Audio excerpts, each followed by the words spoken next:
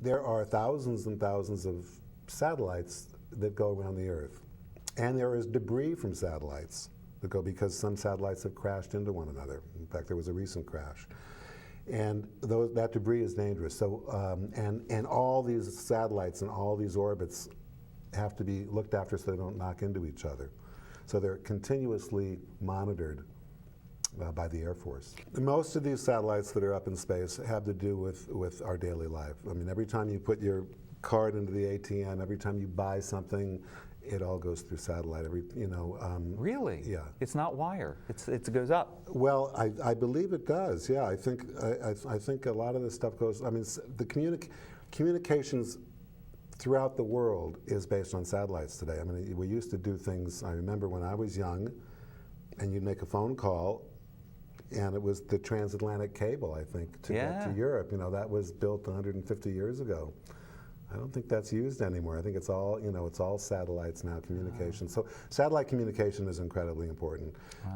Satellite imagery, the imaging of the Earth, has become a very important science. And it's done, a lot of satellites out there doing that as well.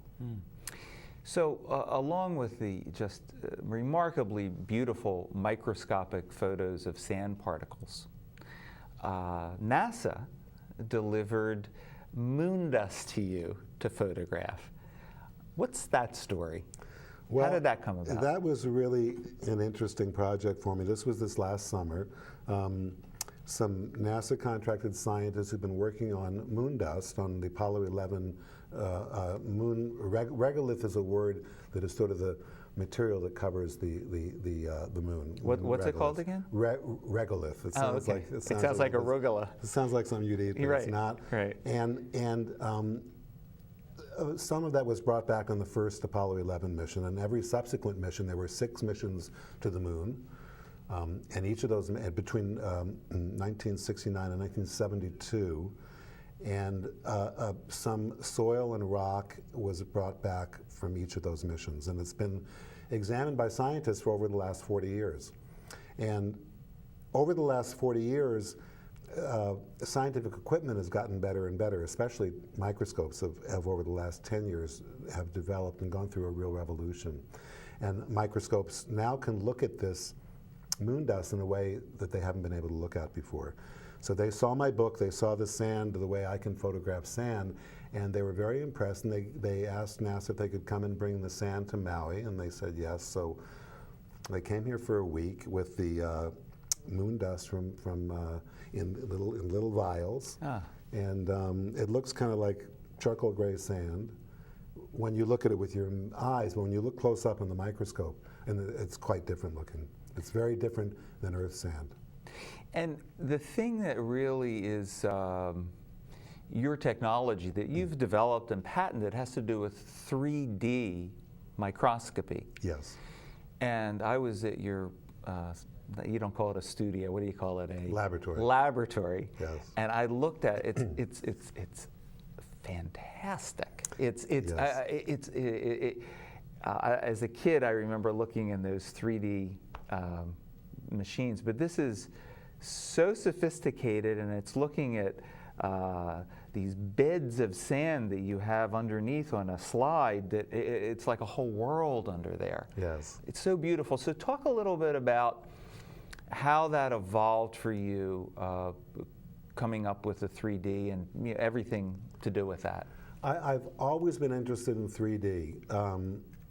Even when before I was a scientist, I was a photographer, and I got into 3D photography many, many years ago. When I was a assistant professor at USC, this is during the 1980s, I was studying birth defects and looking at embryos and the closure of the neural tube. What happens is when an embryo develops, when it first develops, it comes around and makes this little taco shape, and the top of the taco fuses together, and it makes the spinal cord and the brain and the head. And certain chemicals and certain environmental insults can cause that to go wrong and cause birth defects, such as spina bifida and those sorts of birth defects. So I was studying the closure of this neural tube in chick embryos.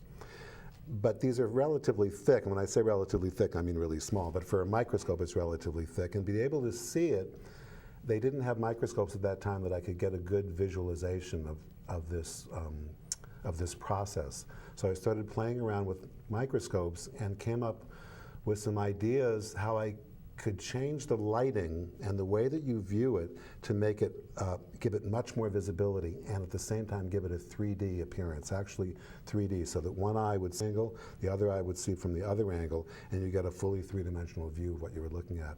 And that gave us much more information about the process, and we're able to really see the details of the closure of the neural tube.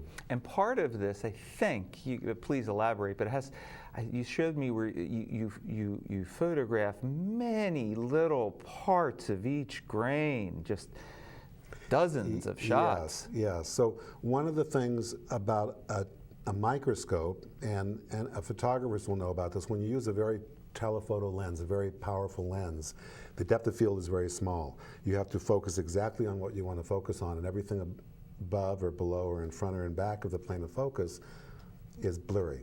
Well, this happens in microscopes in spades. It really happens a lot because they're really high power lenses.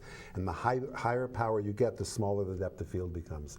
So in a high power microscope, the depth of field is just the sliver. So when you look at a grain of sand, you can't see the whole grain of sand. You can only see a little part of the grain of sand that's in focus. So I'll take maybe 10 or 20 different focus levels through that grain of sand, sometimes 30 focus levels. And then I have a computer program that puts all those pictures together into one three-dimensional image where it's all in focus. So it's a way of seeing things you couldn't normally see, and you see the whole thing clearly and in 3D.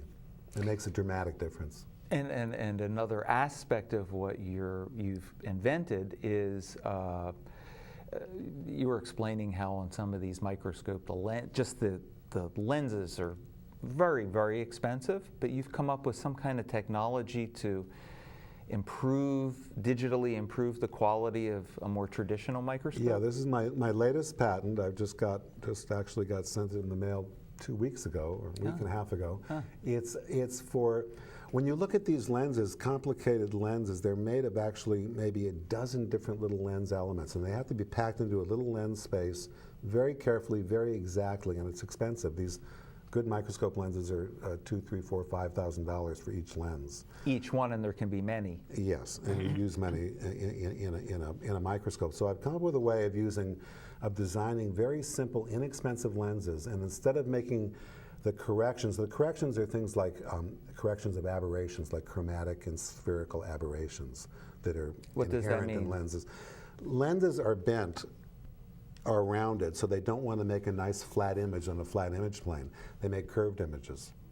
And so to make that, instead of a curve, to make it fall nice and flat on a piece of film or on an imaging chip, you have to put all these other lenses in there to make it fall flat. And the same thing happens with different colors. Different colors come to focus at a different distance. So you have to, again, do all these tricks with lenses to make all the colors come to focus at one spot. So it's a big fiddle, and it costs a lot of money, but I've come up with a way of doing it all digitally. So you can use very, very simple, cheap lenses, and on the fly, digitally correct these chromatic and spherical aberrations. Yeah, it's phenomenal. Well, we're going to show some of these photographs of the sand, which is off the charts when you see this stuff. Beautiful, beautiful photography. And it's awe-inspiring, so we're going to show that. Looking at them through the microscope reveals their extraordinary diversity and their magnificent shape and form.